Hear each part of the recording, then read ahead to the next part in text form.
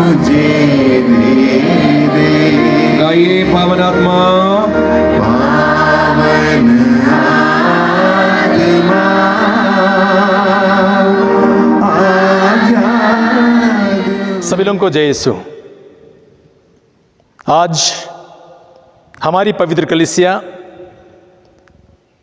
प्रभु यीशु के यरूशलेम मंदिर में प्रवेश का त्यौहार मनाती है, जिसे हम खजूर इतवार के नाम से भी जानते हैं।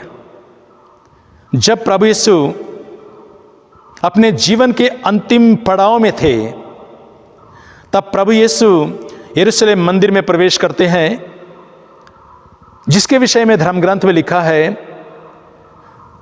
देख तेरे राजा तेरे पास आ रहे हैं। तो प्रभु यीशु एक राजा है, राजाओं का राजा, प्रभुओं का प्रभु। और उस समय जब प्रभु यीशु यरूशलेम मंदिर में प्रवेश किया, जिसकी यादगारी हम खजूर इतवार के रूप में मनाते हैं, तब लोग प्रभु यीशु का बड़े ही भव्य समारोह के साथ उनका स्वागत किया। लोगों ने रास्ते में कपड़े बिछा दिए, लोगों ने पेड़ की डालियां काटकर रास्ते में बिछा दिए और यह कहकर नारा लगा रहे थे, दाऊद के पुत्र की होसाना, धन्य है वे जो प्रभु के नाम पर आते हैं, सर्वोच्च स्वर्ग में ईश्वर की महिमा। इस प्रकार लोग नारा लगाते हुए बड़े भव्य समारोह के साथ प्रभु यीशु को यरूशलेम मंदिर में प्रवेश करा रहे थे। मेरे मित्रों, मैं आपको बताना चाहता हूं, प्रभु यीशु जो राजा है, इसके विषय में धर्म ग्रंथ में बड़ी विचित्र बातें लिखी हुई है, जो आज के पहले पाठ में हमें सुनने को मिलता है।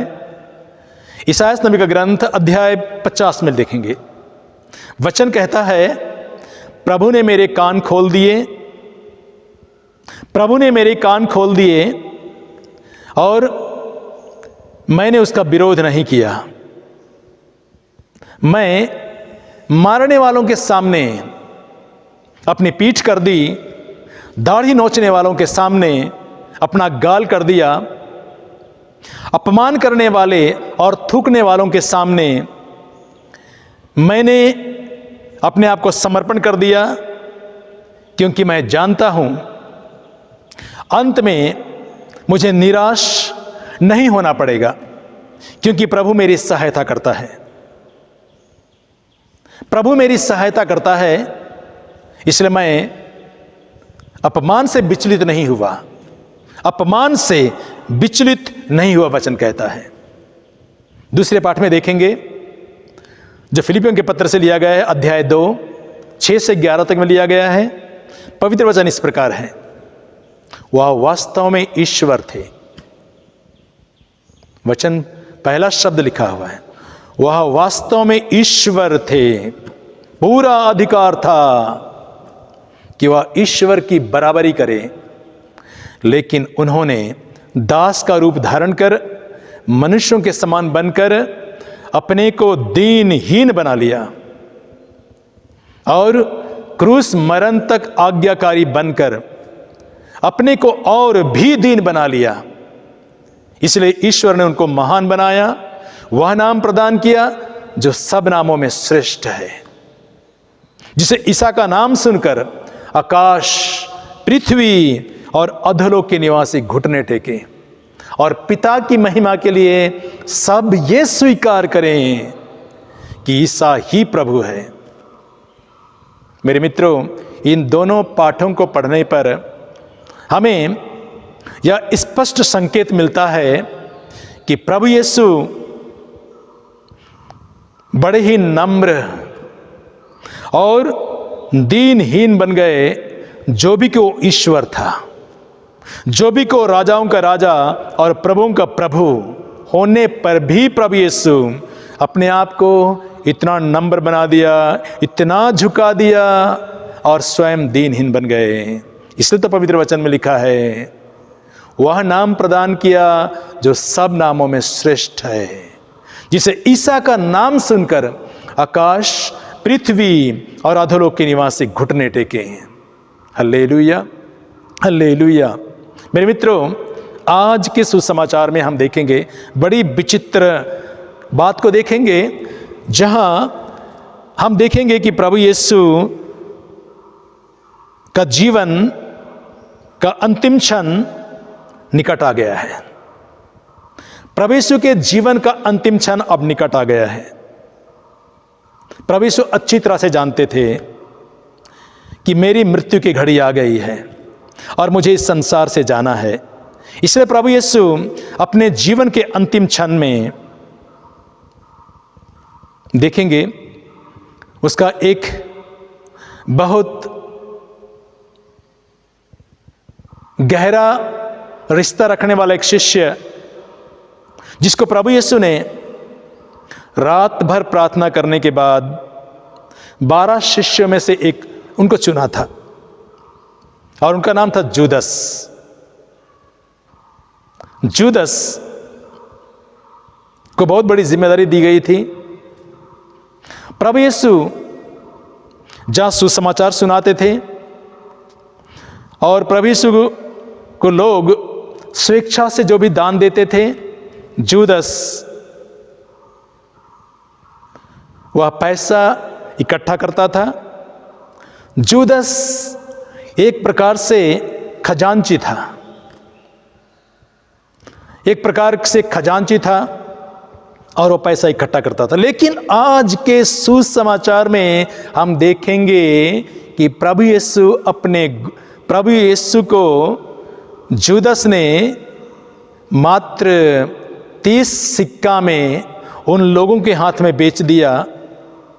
मात्र 30 सिक्का में उन लोगों के हाथों में बेच दिया जो महायाजक थे, उस समय के तथाकथित नेता थे। उनके हवाले कर दिया, ये कहकर कि मैं जिसका चुंबन करूंगा वही है, तुम पकड़ लेना। अपने गुरु को भी उसने 30 सिक्का में बेच दिया। मैंने आपको बताया शुरू में मेरे भाई और बहनों, प्रभु यीशु अपने आप को इतना नम्र बना दिया। वो राजा है, वो ईश्वर है, वो ईश्वर भी है, मनुष्य भी है। दुनिया की मुक्ति के लिए इस संसार में आया। ऐसा होने पर भी प्रभु यीशु अपने शिष्य के द्वारा विश्वासघात का शिकार होता है, उसे ग्रहण करता है। प्रभु जानता था कि मेरा ये शिष्य मेरे साथ विश्वासघात करेगा। प्रभु यीशु इस बात को इसलिए स्वीकार करते हैं क्योंकि इसके विषय में धर्म ग्रंथ में लिखा हुआ है। इससे प्रभु यीशु ने उसका विरोध नहीं किया, विरोध नहीं किया।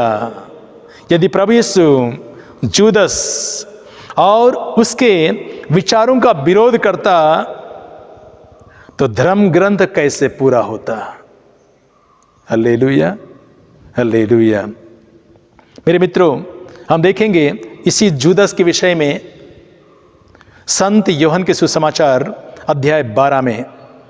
एक बार प्रभु यीशु एक परिवार में आए और उस परिवार में वहां की एक बहन जिसका नाम मरियम था, उन्होंने प्रभु यीशु के आदर में, जब प्रभु यीशु परिवार में आए तो उस मरियम के पास में बहुत ही मूल्यवान सुगंधित द्रव्य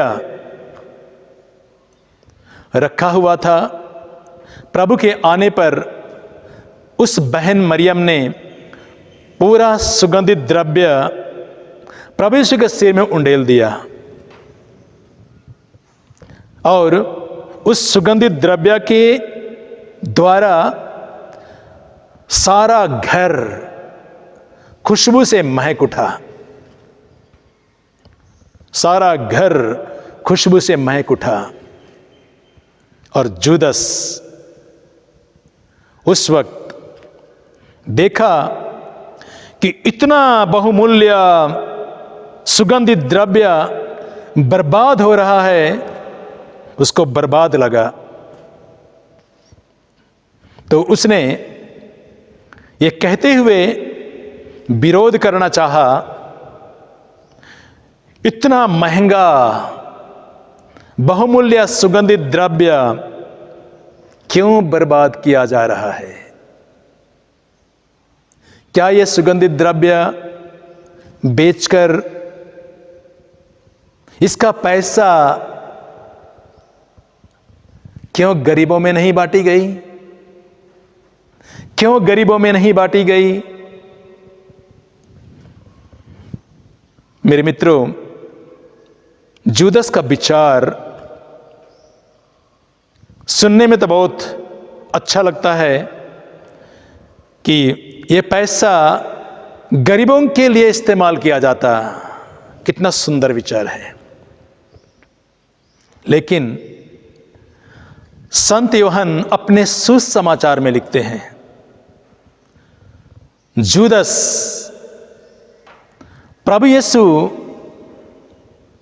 के साथ जब उस परिवार में थे, सभी शिष्य लोग उपस्थित थे, और जब बहुमूल्य इत्र सिर में उंडेला गया तो जूदस जरूर यह कहता है कि यह बहुमूल्य इत्र क्यों बर्बाद हो रहा है, इसका पैसा क्यों नहीं गरीबों में बांटी गई।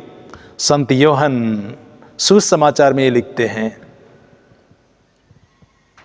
ऐसी बात नहीं है कि जूदस को गरीबों की चिंता थी, परंतु जूदस चोर था। सुना प्रभु यीशु के विषय में, जब पवित्र द्रव्य उंडेला गया तो उसका शिष्य जूदस, जिसको गरीबों की चिंता के विषय में बताया जाता है, गरीबों की चिंता नहीं थी उसमें, वो चोर था। पवित्र वचन कहता है वो चोर था। जो भी पैसा आता था उसका वह गलत इस्तेमाल करता था। इसीलिए ना केवल हम इस घटना को देखेंगे, वही जूदस धन के लालच में इतना लालची हो गया कि वह अपने गुरु को भी 30 सिक्का में उन लोगों के हाथों में बेच देता है जो प्रभु यीशु का विरोध करते हैं। महायाजक और उन बड़े नेताओं के हाथ में प्रभु यीशु को बेच देता है। यह कहकर बेच देता है कि यदि मैं ईसा को आप लोगों के हवाले कर दूंगा तो आप मुझे क्या देने को तैयार हैं। इसलिए संत यूहन्ना, उन्होंने ठीक कहा, जूदस को गरीबों की चिंता नहीं है, बल्कि वो चोर था। Hallelujah, hallelujah. मेरे प्रिय भाई और बहनों, हम आगे देखेंगे। जूदस जरूर पैसा कमाने के चक्कर में इतना लालची बन गया। आगे देखेंगे, वही जूदस पैसा के पीछे इतना पागल हुआ कि वो शांति से जीवन नहीं बिता पाया। इसलिए प्रभु ईश्वर वचन में कहता है, तुम ईश्वर और धन दोनों की सेवा नहीं कर सकते हो। तीमोथी के पत्र में अध्याय 1 और तीमोथी के पत्र में अध्याय 1 और पवित्र वचन अध्याय 6 का वचन 9 और 10 में लिखा है। पवित्र वचन कहता है, जो लोग धन बटोरना चाहते हैं वे प्रलोभन के फंदे में पड़ जाते हैं और ऐसी मूर्खतापूर्ण और हानिकारक वासनाओं का शिकार बनते हैं जो उन्हें पतन और विनाश के गर्त में ढकेल देती है। विनाश और पतन के गर्त में ढकेल देती है, क्योंकि धन का लालच सभी बुराइयों की जड़ है। धर्म ग्रंथ कहता है, धन का लालच सभी बुराइयों की जड़ है। मेरे मित्रों, जूदस धन कमाना चाहा, पैसा के पीछे इतना पागल हुआ, लेकिन वो शांति से जीवन नहीं बिता पाया। हम अंत में देखते हैं कि वही जूदस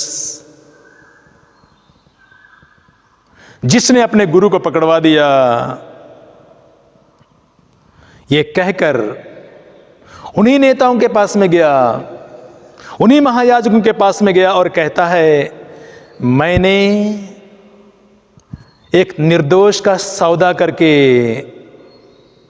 मैंने पाप किया है। देखिए, मैंने एक निर्दोष का सौदा करके मैंने पाप किया है। और उन्होंने पैसा लौटाना चाहा तो उन दुश्मनों ने कहा, तुम जानो इसे हमें क्या। और जूदस फांसी लगाकर आत्महत्या कर ली। इसे पवित्र वचन स्पष्ट रूप में कहता है, ठीक ही कहता है, क्योंकि धन का लालच सभी बुराइयों की जड़ है। Hallelujah, hallelujah. मेरे मित्रों, जब आज हम प्रभु के खजूर पर्व का त्यौहार मनाते हैं, प्रभु के दुख भोग का स्मरण करते हैं, तो हम देखेंगे कि प्रभु यीशु अपने जीवन के अंतिम पड़ाव में होने पर भी उन्होंने पास्का पर्व मनाया। उन्होंने पास्का पर्व मनाया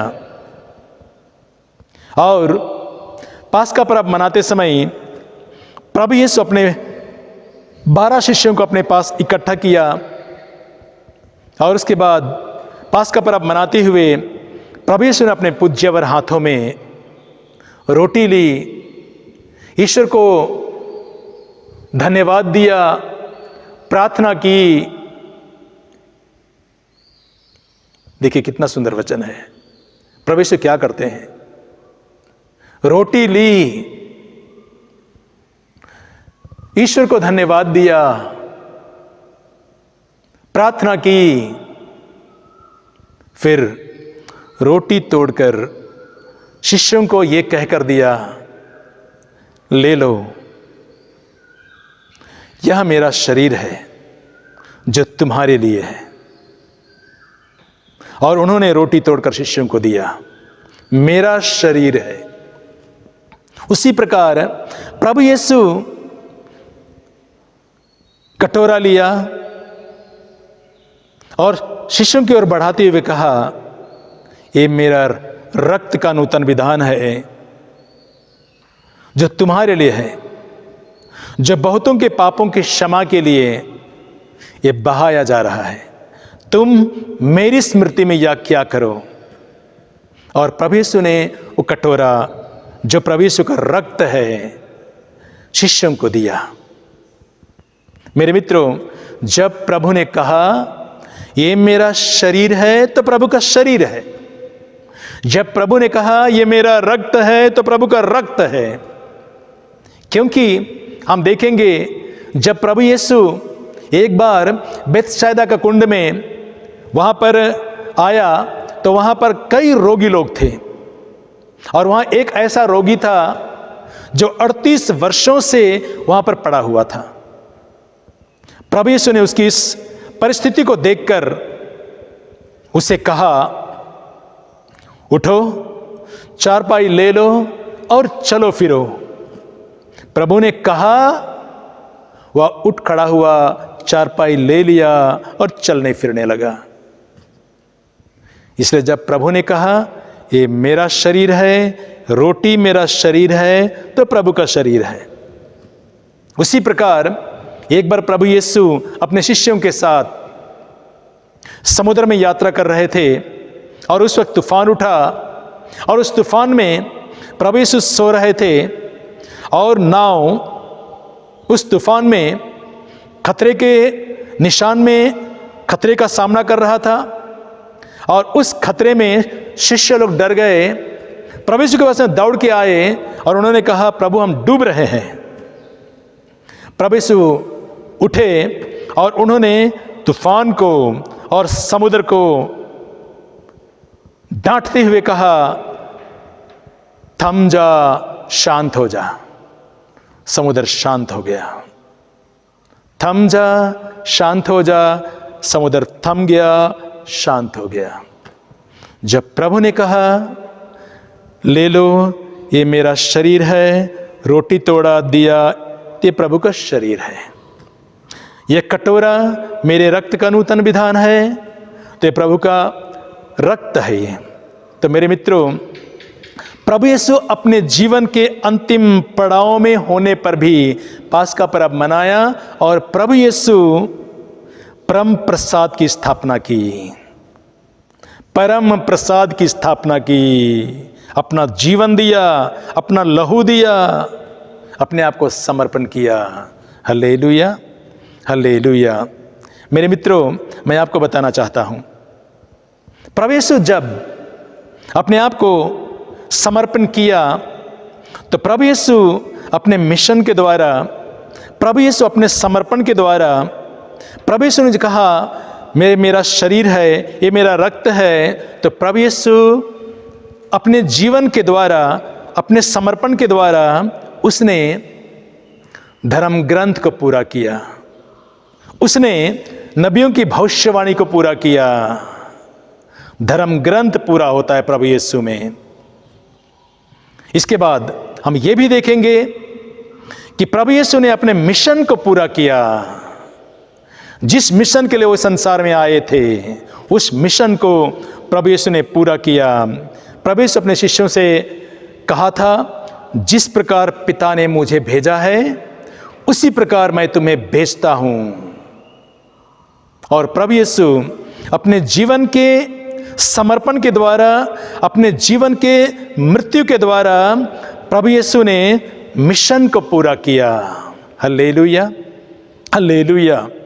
इसके बाद हम ये देखेंगे कि प्रभु यीशु ने अपने बलिदान के द्वारा दुनिया का सबसे सर्वोत्तम बलिदान, सबसे सर्वश्रेष्ठ यज्ञ, दुनिया की मुक्ति के लिए अपने आप को चढ़ाया। कोई भी बलिदान, कोई भी यज्ञ हमारे पापों को मिटा नहीं सकता है। कोई भी यज्ञ, कोई भी बलिदान हमारे पापों को मिटा नहीं सकता है। प्रभु यीशु अपने क्रूस बलिदान के द्वारा, अपने होम बलिदान के द्वारा उसने ऐसा बलिदान पिता को अर्पित किया, जिस यज्ञ के द्वारा, जिस बलिदान के द्वारा हमारे आत्मा में लगे कलंक के धब्बे मिट जाते हैं। हमारे आत्मा में लगे पाप के कलंक मिट जाते हैं। यही तो हुआ, यही तो किया गया प्रभु यीशु के यज्ञ और बलिदान के द्वारा। इसलिए प्रभु यीशु का यज्ञ सर्वश्रेष्ठ बलिदान है। प्रभु यीशु का बलिदान सबसे उत्कृष्ट बलिदान है, क्योंकि इब्रानियों के पत्र में अध्याय 10 में और पवित्र वचन 4 में लिखा है, सांडों और बकरों का रक्त हमारे पाप नहीं हर सकते। सांडों और बकरों का रक्त हमारे पाप हर नहीं सकते। जो भी होम बलिदान चढ़ाया जाएगा, जो भी यज्ञ चढ़ाया जाएगा, जितने भी बलिदान चढ़ाए जाएंगे, कोई भी बलिदान हमारे पापों के कलंक को नहीं मिटा सकता है।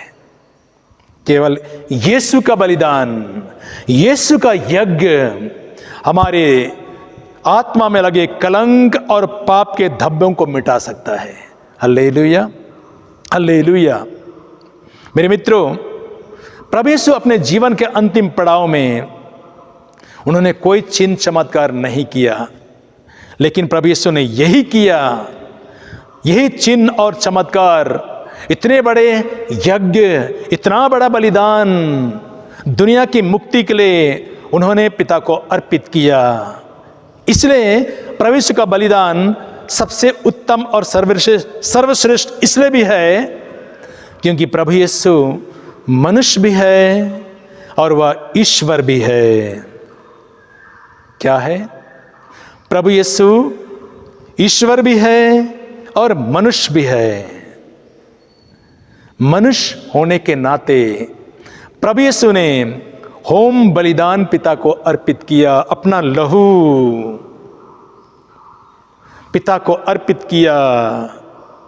और ईश्वर के रूप में प्रभु यीशु ने अपनी इच्छा का बलिदान पिता को समर्पित किया। इसीलिए संत मत्ती के सुसमाचार में अध्याय 26 और पवित्र वचन 39 में लिखा है।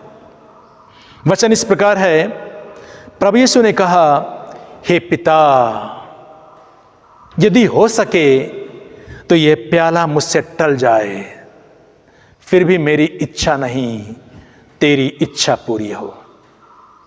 प्रभु यीशु ईश्वर थे, इच्छा का बलिदान पिता को अर्पित किया, मनुष्य के रूप में होम बलिदान लहू अर्पित किया। इसलिए प्रभु यीशु का बलिदान, प्रभु यीशु का यज्ञ सर्वश्रेष्ठ बलिदान, सबसे उत्तम बलिदान, जिसके द्वारा हमारे आत्मा में लगे कलंक मिट जाते हैं। Hallelujah, hallelujah. मेरे प्रिय भाई और बहनों, मैं आपको यह भी बताना चाहता हूं कि आज के सुसमाचार में हम देखेंगे प्रभु यीशु को लोगों ने ईर्ष्या के कारण पकड़वाया, ईर्ष्या के कारण पकड़वाया। और प्रभु यीशु को जब पकड़वाया गया तब उसे पिलातुस के सामने लाया गया। जो आज के सुसमाचार में हम लोग देखते हैं, पिलातुस के सामने लाया गया। तब पिलातुस प्रभु यीशु से ये कहता है कि क्या तुम राजा हो? और कई प्रकार के सवाल पिलातुस ने किया। सभी सवाल करने के बाद पिलातुस इस बात से ये मान जाता है कि प्रभु यीशु निर्दोष है, प्रभु यीशु कोई भी अपराध नहीं किया है। इसलिए पिलातुस लोगों के सामने आने के बाद वो कहता है, मैं ईसा का क्या करूं, मैं ईसा का क्या करूं? और लोग कहते हैं कि इसे क्रूस दीजिए। तो पिलातुस कहता है, क्यों? इसने क्या अपराध किया है? क्या अपराध किया है? लेकिन लोग और भी जोर से चिल्लाने लगे और कहने लगे, इसे क्रूस दीजिए, इसे क्रूस दीजिए। और पिलातुस ने देखा कि मेरी एक भी नहीं चलती, उल्टे हंगामा बढ़ता जा रहा है। मेरी एक भी नहीं चलती, उल्टे हंगामा बढ़ता जा रहा है। पिलातुस सुप्रीम कोर्ट की गद्दी पर बैठा था, उसके पास में पावर था, न्याय करने का पावर था। वो जानता था कि प्रभु यीशु निर्दोष है। फिर भी